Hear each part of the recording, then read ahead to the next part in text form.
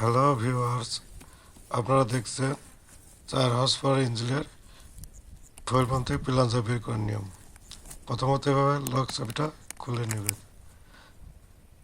তারপরে এদিক করে লক পিনটা খুলবেন।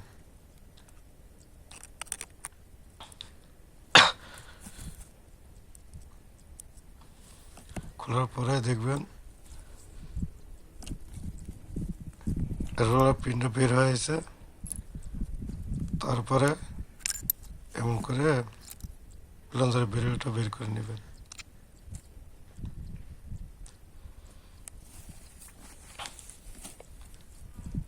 এরপরে লিভার পিনিয়মটা বের করবেন। করার পরে এদিকে হোল্ডার নাট খুলে নেবেন, ডেলিভারি ভালভের হোল্ডার নাট।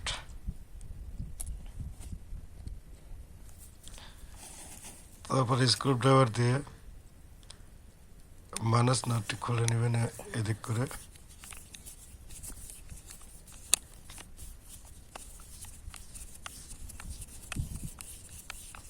মাইনাস নাটটি এমনভাবে সুন্দর করে খুলে নেবেন।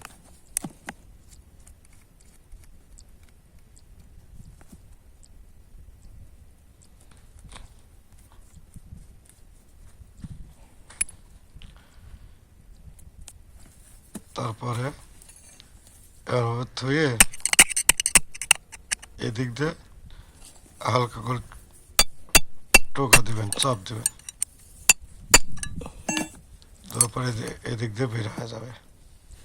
এভাবে বের হওয়ার পরে আপনাদের ফুয়েল পাম্প থেকে পিলাঞ্জার সেটটা বের করা কমপ্লিট হলো।